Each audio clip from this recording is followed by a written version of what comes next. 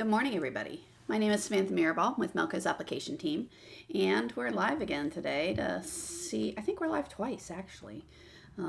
This for the DesignShop Talk, and I think there's an event after this. So be sure to tune in for that. I think it's on marketing, if memory serves. I guess I should have looked that up before I went live, huh? Well, while you guys are tuning in, yeah.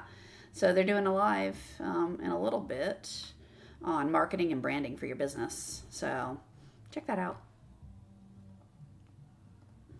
That'll be up this afternoon. All right, so let's see what questions we have. While we're live, if you have questions, feel free to type them in on the comments, both live on Facebook and YouTube. I'll see them pop up and try to keep track of them to see what we can answer. I only received 2 questions, and one of which I actually need more info on, so that means I have the wrong date. Oh, you are absolutely right. Today is not the 8th.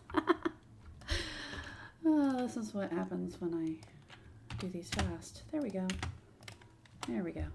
Save. All right. Anywho. Thanks. All right, so questions. One of them, can you do a demo, a small cross-stitch design? Yeah, today has been a little bit hectic. All right, so can we demo a small cross-stitch design? This is one I actually need some more info from. If you have a design, I couldn't find anything that I liked that I wanted to demo for you. So if you have a picture of something you're trying to do, if you can send it over to applications@melco.com, see what we can get worked up for you, just to give an idea of how to use it. So if you can send that over, we'll get some art. Like I said, I looked around on some of the stock art sites trying to find something and didn't like what I was finding. So if you have something, send it over. Now this next question was actually kind of fun. So if you've got, basically how I'm reading this, David, was you've got a shape and you want to cut out a shape that's already predefined. So I'm going to use some text as the example because why not? It's kind of fun. So here we go. I'm going to draw a shape. So I'm going to have a fill here. And what you can do to draw holes in there. So once you have something, if you want to put holes in it, how can you do it? Well, first you got to select the shape, and I can draw one, which is not what you're asking, but I want to show you how that's done, or show everyone how it's done just in case. So insert a hole. So I can draw a shape, right? Hit enter, close the shape. There we have something. If you want to move it around, so select your fill, select your hole, left click and drag, you can move it around. All right, so that works. Now, what you're asking is, how do I take a shape that's already defined and cut it out of this? All right, so I'm going to come up here and draw, let's do a $. All right, so I'm going to copy that to put it into the clipboard. So if I select it, Control C, now that shape is in my clipboard. So again, if I select my thing that you want to put a hole into, hold this guy down and you'll see right here, there is the clipboard shape. All right, so when you do that,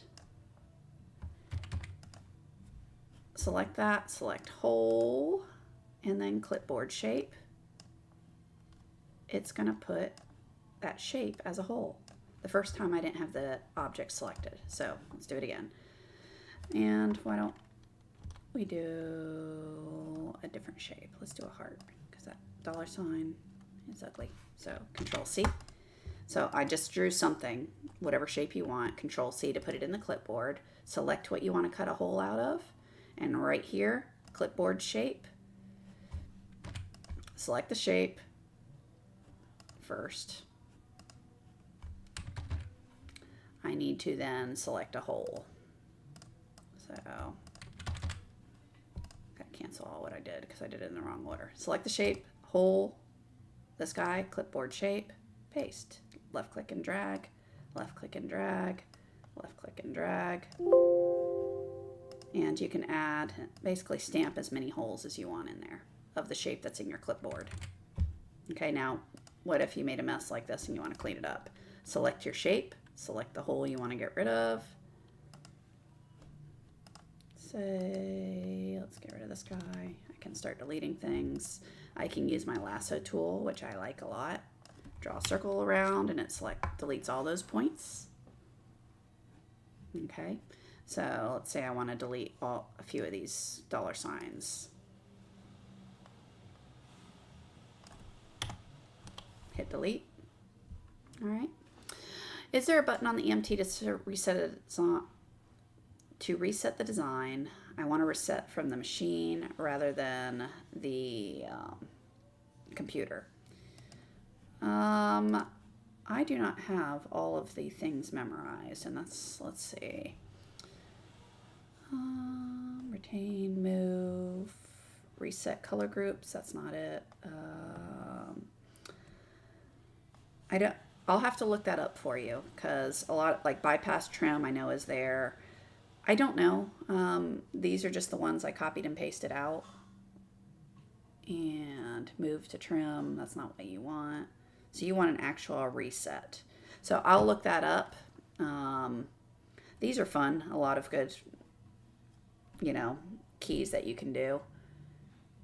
But I don't see it here. So let me look that up for you and see. I'm not 100% sure, Brett, but I will figure that out and type back in on the comments. Okay. I know you can do it from the computer, but we have another question that was typed in on YouTube this time.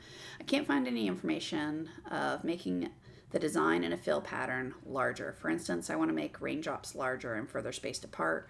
I've used the handle, but no luck. Okay, so we did get you a link to the keypad functions, MKBuddy, so you can have that link rather than having to scan through this video later. So raindrops larger and further spaced apart. So let's go look at that.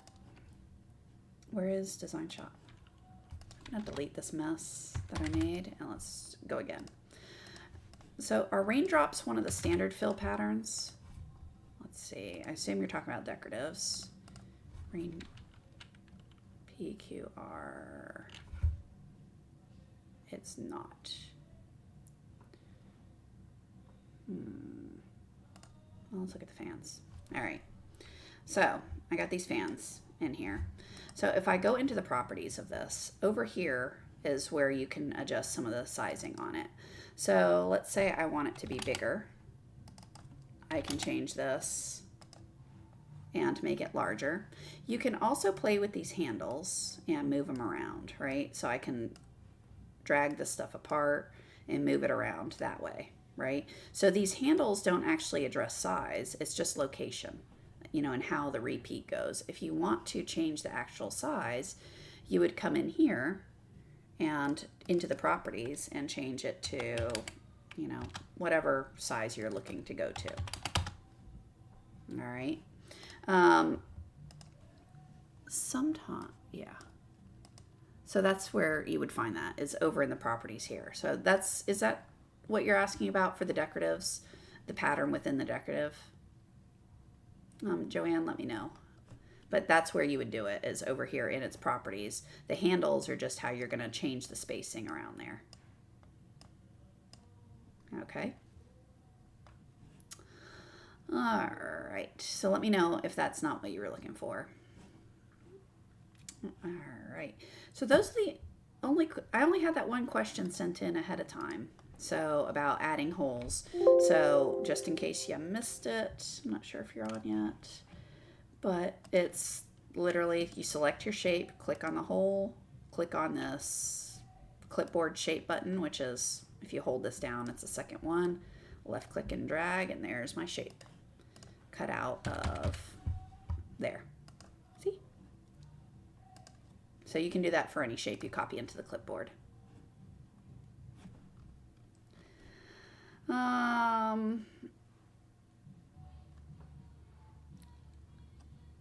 Yeah, you don't have a design. So the cross stitch, one of the easiest ways that I always have used it is if you go into, let's see, C drive, where is it? Designs, graphics. Let's see. I don't know. Let's do that one. So if I select a design, go cross stitch and say okay, it will go through and digitize it for you, and then you can go through and just modify your colors to whatever you want them to be. Okay, so now I've got a design I can go sew out as a quick cross stitch.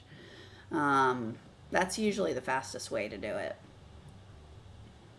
So there is the version I'm running right now. I know I'm running a beta. There's a slight bug, so I don't want to pull that up because I'll get into rabbit weeds that you're not going to see in this version. So no, raindrops are a pattern in itself, and I want the individual raindrops. So is it digitized within DesignShop? So are you talking about like literally you've got, that's not what I wanted to do.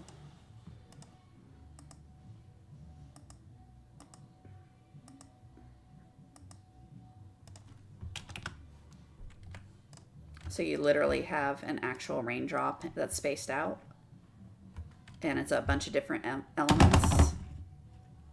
Okay, so you're gonna look and tell me where it's at. Great. Oh, I bet you're talking about the fill patterns. All right, got my ugly. So if I go into the patterns, preset, where's raindrops? I bet you this is what you're talking about. Yeah, okay. I'll show you how to do this too.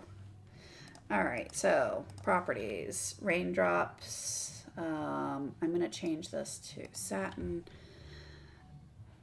All right, so I've got a pattern in here, and as you note right here. All right, so yeah, I found what you're looking at.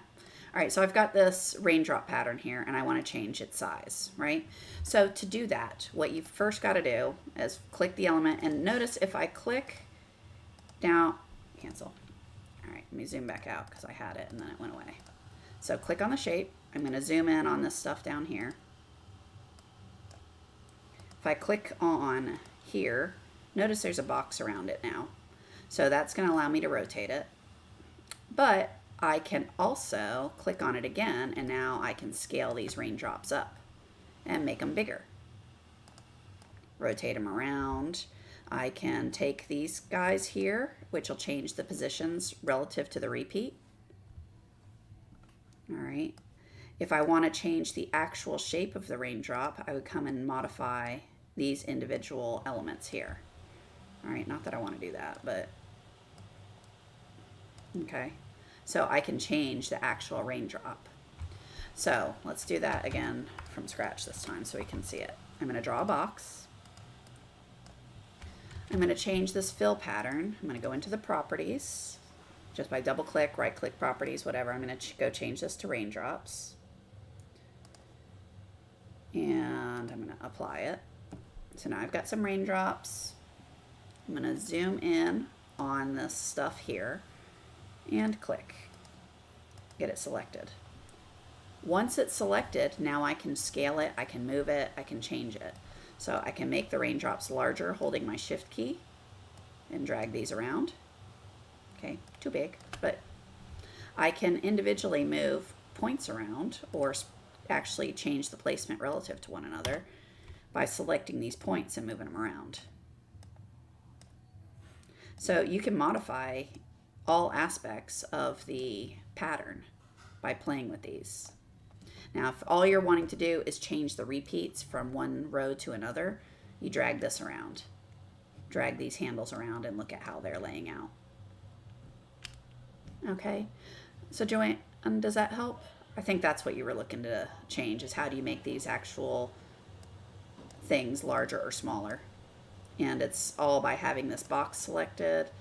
Click on it till it has black handles, and then you can scale it or shrink it to change the actual pattern there. Okay, can you review setting on overlap border around a design? Sure. So let's say I want to put a border on this. Boy, I made a mess. Oh well, that's all right. So let's say I want to put a border on this. I'm going to select it. I'm going to click on my shift key, and I'm going to click on the single line center. All right, so now I have a border. So how much overlap do you want? You know, break up. Okay, so you want to break up the group. So what do you want to break up the group? Like to only have 2, Joanne? So in that case, you can go select these points and start deleting them out of the shape, right? So I can delete these things or add points and delete them. So you can remove them, or you can create your own as well. So that might be the better idea, is rather than taking this whole group, yeah, why don't you create your own? And that way it'll be exactly what you want. So this is all copied. I just copied that pattern and pasted it into a new file. So let's say you only want 1 raindrop. You can come in here, modify this. Let's delete these. Cool. Let's say you want 1 raindrop. I can right click, save as custom shape. And that's going to be, oh goodness, which is it? It's the fills. Where are they? All right. I'll have to go find them. But one of these, and I always forget which. I always use decorative so much, so I get stuck on that one. Drop. You can save your own patterns out, and I'll look up the right spot for that to go. And then you can use this as your fill pattern itself. So whatever shape you want, you can draw it yourself and then apply that as the fill. So, like I said, I always use decorative. But properties, change that to, instead of geometric, what did I call that thing? Drop? Yeah, there's drop. So you can go play with it and change it around. Of course, I don't have a stitch direction correct, but so you can create your own on there. So that's another idea, is to do a decorative or a fill. So I'll find out where that pattern goes. I don't remember, which that's not very helpful for you at the moment, but I'll get the answer for you. So,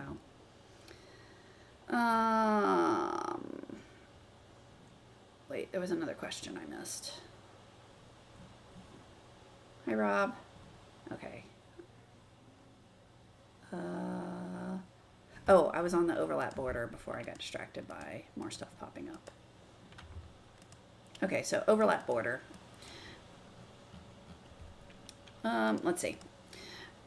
When you are sewing things, particularly if you've got like a fill that's going to pull, depending on how large it is, how well you're hooping, all that fun stuff, what type of underlay, all the good practices you should do. You know, embroidery is still going to shrink some, right? So you want some amount of overlap. What's a good number? You know, really depends on what you're doing. I tend to go for midway of my border. It's probably a little conservative, quite frankly, but I think 7 points is usually pretty safe to make sure you have an overlap. But when you draw when I've got this border, let's say you don't know what that overlap is, you can always measure it. So currently it's at 10 points with the size of this element. Let's say you want it to overlap more. Well, what can you do? You can go into the properties of the single line and you can make it go fully justified one way or the other. So this one, probably not the best idea, having it line up with the outer edge. Probably not ideal. Or you can customize it based on whatever application. So if you want it more on the fill on the inside or the applique fabric, you can justify it one way or another so that more of the stitching is on overlapping and less is hanging off of it. Or let's say you want less of an overlap. You can change it there. So I tend to personally aim for just go down the center line of an object, making sure that my border is at least large enough so I have a 7-point overlap. That's what I personally do. I'll say if you've got a really wide border, that's like 40 points or something like that. Midway is kind of conservative. So, but it works, and I usually just leave it because I hate having gaps. All right, so Brett, does that help any? I'm glad, Angie, thanks for joining. You're new. Could you provide a quick overview of why and when I want a wireframe versus vector or other? Okay, so wireframe, a vector is a wireframe. It's just doesn't have stitches assigned to it, right? So if I draw a vector, or you import a vector design, what is that? It's a shape, right? So there's no stitches on it. It's not going to sew, it's just a shape. It's math based. So if I scale it up or down, it's going to be as crisp, huge as it is small. If I bring in a JPEG and I scale that around, that's rasters, right? So that's little pixels. So the larger you make it, the more distorted it becomes, right? So that's the difference between raster versus vector. Now, vector versus wireframe is, in my brain, I kind of group them together because all of a wireframe is, from an embroidery perspective, it's a vector with more info. Where is your start? Where's your stop? What's your stitch direction? What are the properties of the stitching? So that the software can calculate out those stitches. So I personally love working with vector files because when you have vectors, it makes embroidery really fast, or creating the embroidered file really quick. So like if this were, for whatever reason, this is the logo the customer sent me and it's in vector format, great. All I have to do to turn this into embroidery is add some stitch directions, right? That would be the bare minimum. So I could say, okay, this guy, select the vector, click on insert stitch direction, and poof, now I have some stitches. I can take that one, insert a stitch direction, and it automatically picked where it wanted to start and stop. Should I put them there? No, I don't personally like this little look, this merging, this line there. So in that case, I'll move my starts and stops around so that it sews in one direction. And in reality, I want it to go that way. All right. So you can choose that afterwards. So the wireframe is it's math based, right? So it's what's going to define the shape, and the software is going to calculate the stitches out based on the properties. So this is a fill with a density of 3.8. Well, if I want this to be, less dense, I can go into the properties, turn off auto, and why don't we make that 20 just so you can see something silly. So if I want it to not really cover, I can make that density really large, and it will recalculate out to fill in the wireframe. All right. So, wireframe versus vector versus other. The other would be graphics, a JPEG, a TIFF file. Those are all raster based, and when you have those, you have to trace them. So if I were to go open that chili pepper, so that's a bitmap. So that's a raster based graphic, meaning you can see how pixelated it is. If I make it bigger or smaller, it's going to be equally pixelated. But when I go to digitize this, I got to trace it. So I've got to come through here and, trace my chili pepper. And I'm tracing it. Really horrible, but just to give you the idea. So I have to trace it to create the wireframe, and then I have to give it its stitch direction and its start and stop and things like that. So, it's a little more work when you're working with JPEGs than when you're working with vectors, because vectors allow you to just, add your stitch directions and you're happy to go. All right. So let me know if that helps, Angie. Armando, I have a question. I've been having issues with embroidery stitch lately. I don't know what causes the break all the time. I can't find the right settings for towels. All right, so towels are thicker. So I think we'll get you a link to a troubleshooting guide on thread breaks. But specific to what you're working on, towels, I would suggest making sure you're using a topper. You're using a good needle.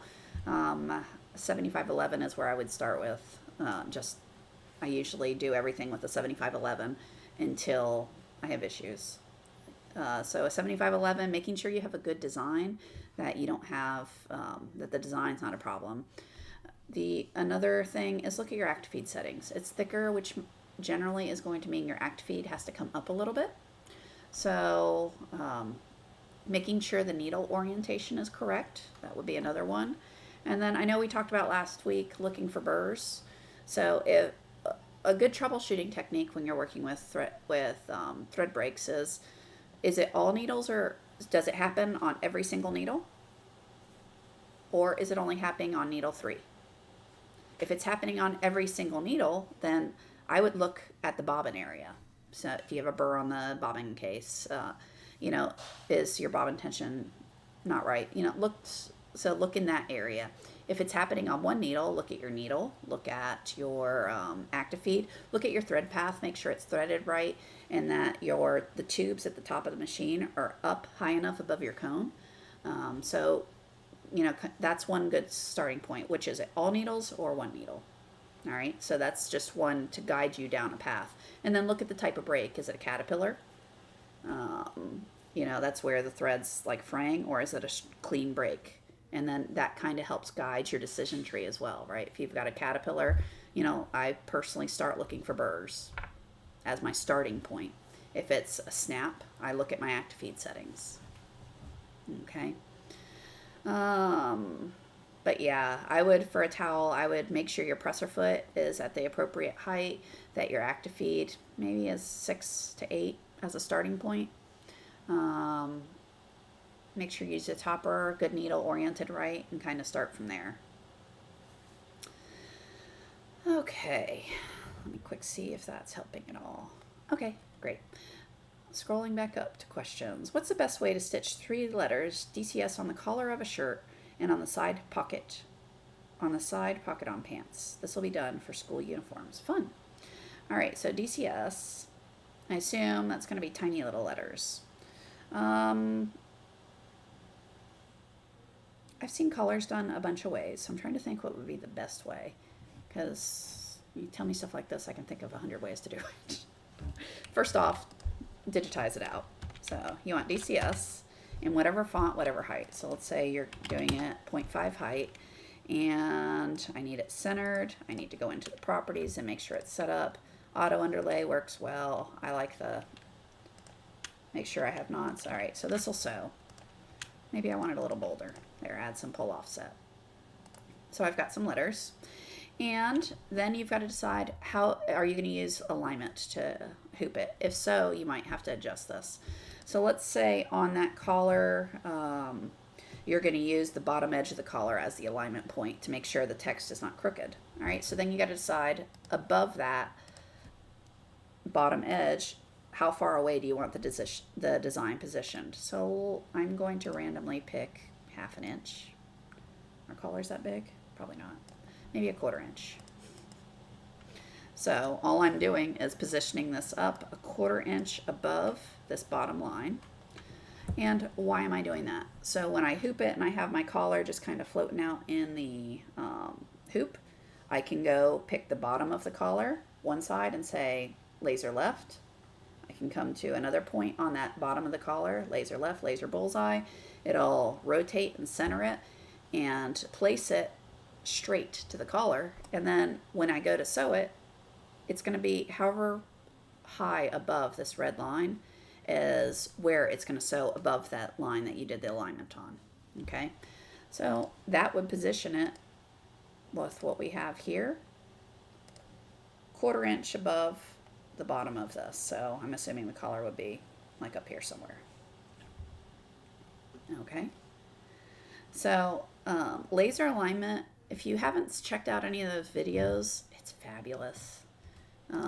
You can align it to pockets, to collars, to other designs if you're going to do multiple hoopings for really big stuff. It's so cool and kind of takes a lot of the effort out of getting things set up. So I highly recommend checking that out. And on the side pocket on pants, yep. So you would do it the same way. So above a pocket on pants, you probably would want it 1/2 inch above it.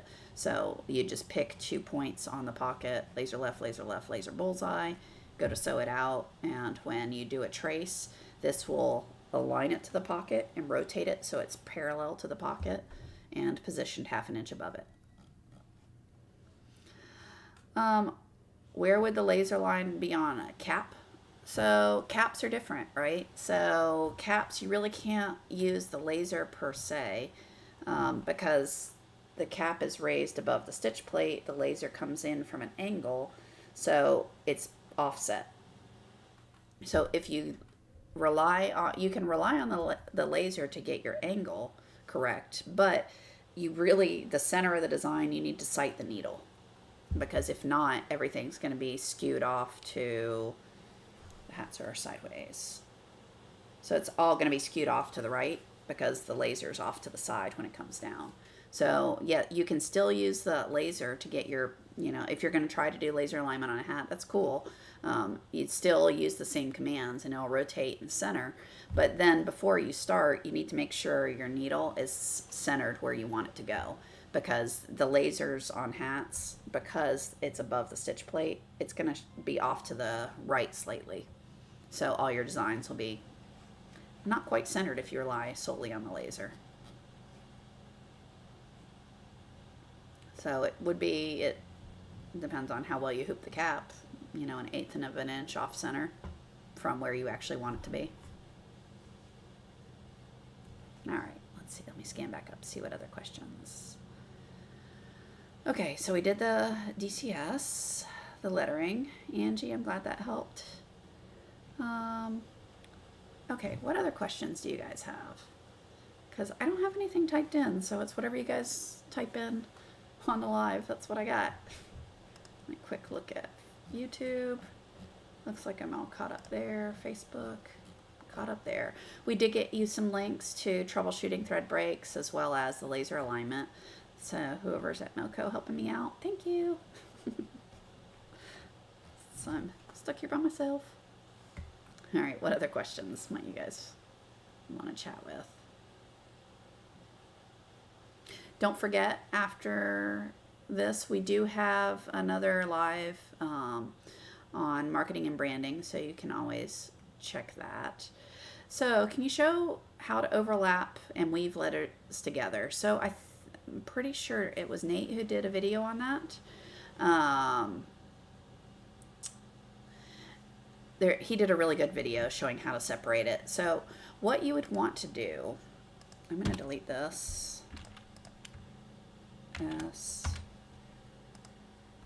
I'm going to just do copy paste. So, all right. I don't like this, but I don't want that. I want it to be pretty, and of course, what letters are pretty together? Let's see.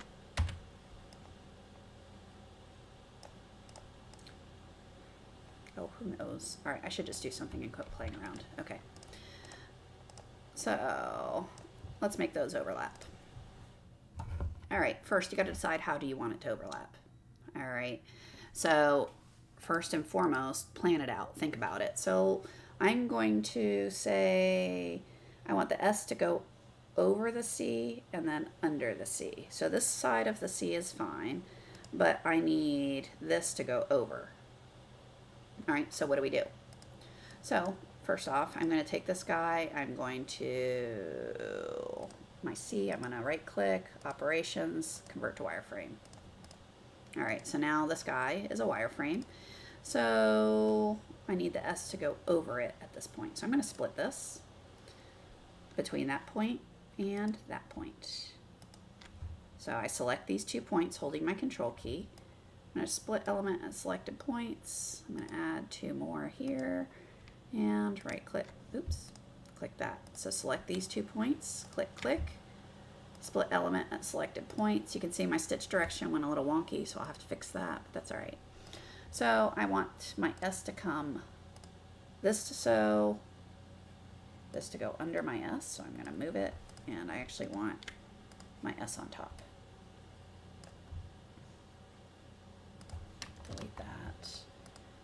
I'm going to delete that. So this part needs to go under the S. So right now, all I'm doing is playing with it to get it under there. All right, so this part I need to stay on top, which means I'm going to have to split up my S as well. But literally you walk through this, kind of planning it out of how you're going to make it sew. And I can do it like this. So this one sews under, then it comes over. That's not too horrid. I need to add a trim in here because I got that weird thing going on. All right, I like that. I'm good with that. So it's the twisted stitch directions here that I would need to clean up, or I would want to clean up because I don't like that.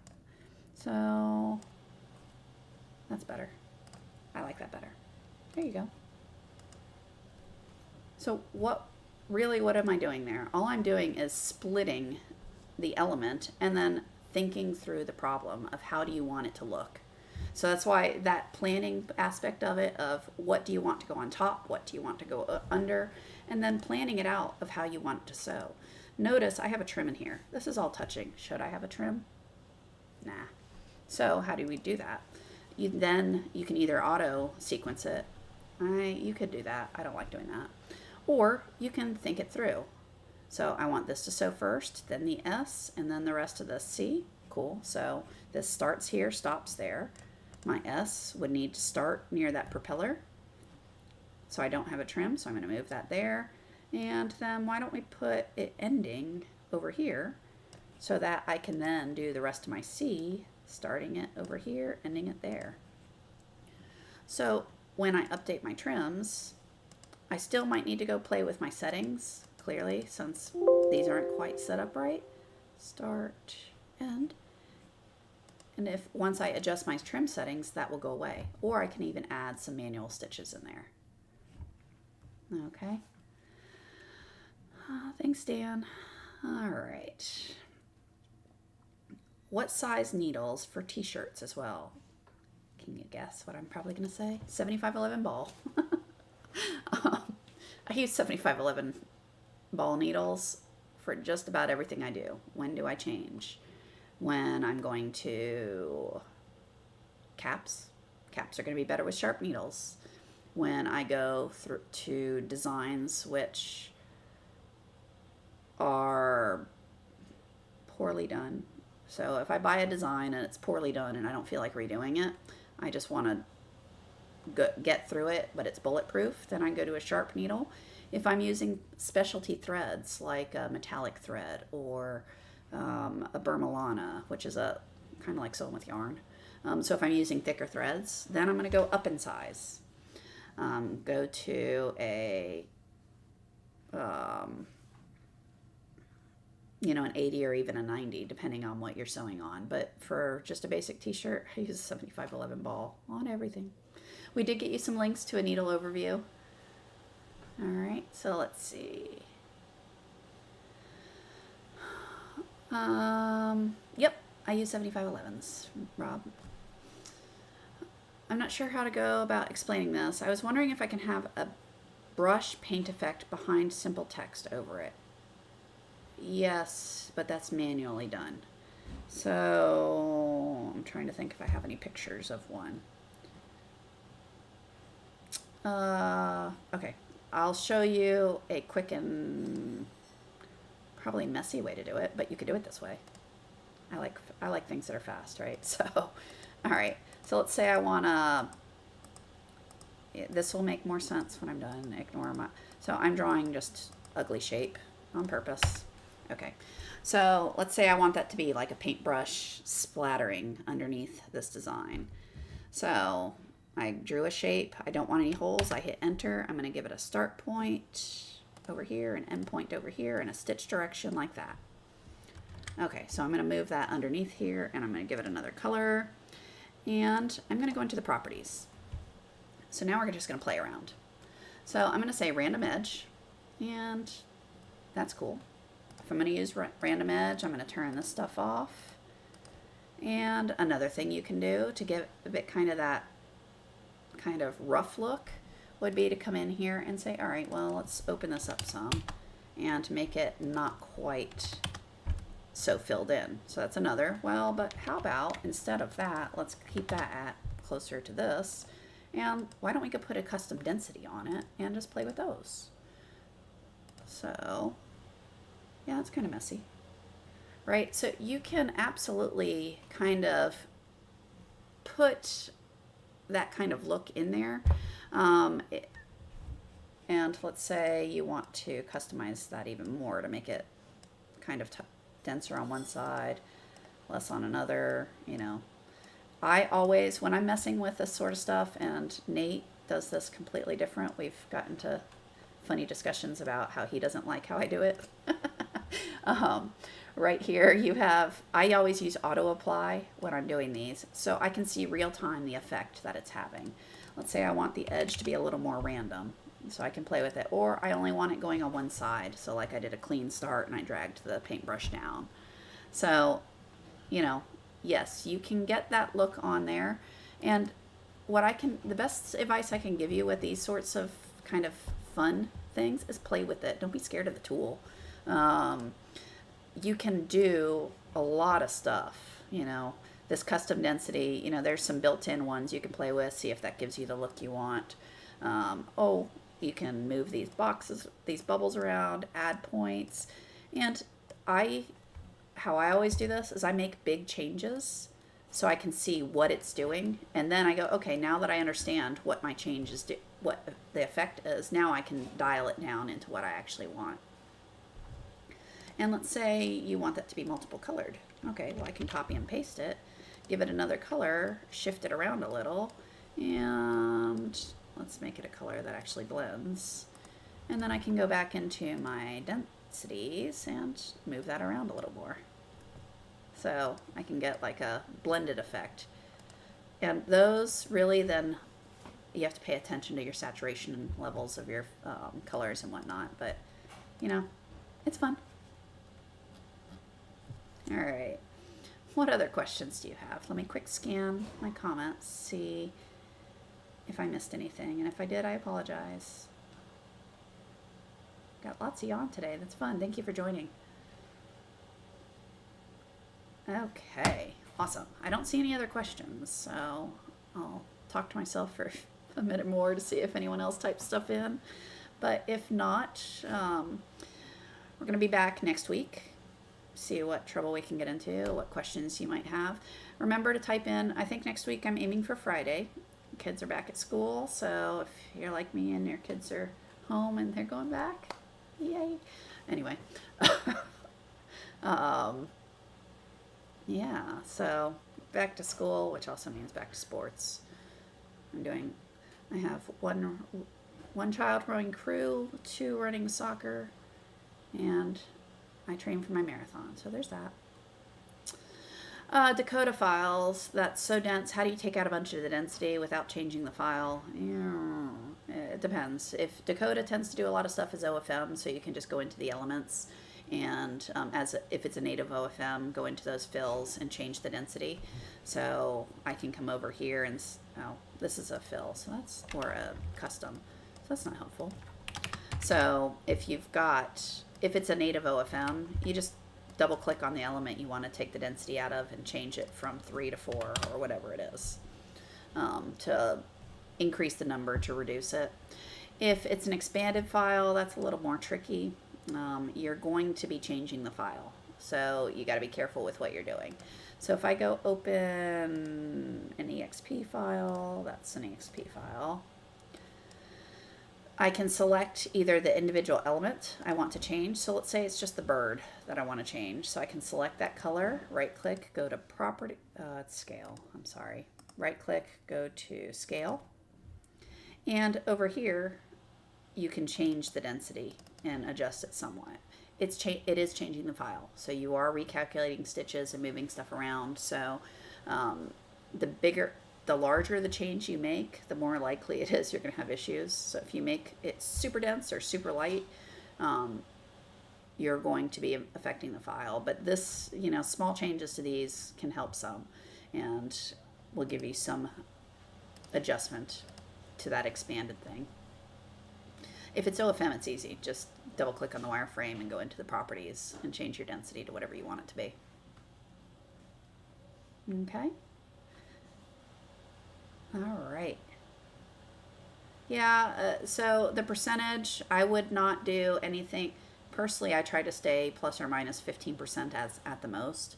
I think that's my rule of thumb. I've heard other people who are way more skilled than me say you can do 20 to 30%. I think it depends on the file and how it was digitized, whether that works or not. So I am aim to the more conservative of trying not to affect expanded files too much. So when I scale an expanded file, I tend to stay closer to 10 to 15% max. Same with when I'm messing with densities and things like that, 10 to 15%. That's my personal preference, but I know some will scale it 20-30% and love it. Cool. I think it's just personal comfort. All right. Well, seems like you guys are enjoying these. I hope these are helpful for you. In a little bit, there's going to be another live. I think it said 1 Central, so I'm Eastern time, so that Central time's an hour behind me, so an hour and 15 or so from now. But it'll show up on the live, so be sure to check those out. It's marketing and branding. I'll be back next week with these. I'll probably post. I'm going to try to post on Wednesday, asking your questions. I seem to get more questions if you guys have a few more days to type them in. So I'll post trolling for questions. You can always email applications@melco.com, and we can add them that way. If not, you guys have a fantastic weekend. I'm going to go scuba diving tomorrow. First time attempting it after my injury, so hopefully I don't die on the boat.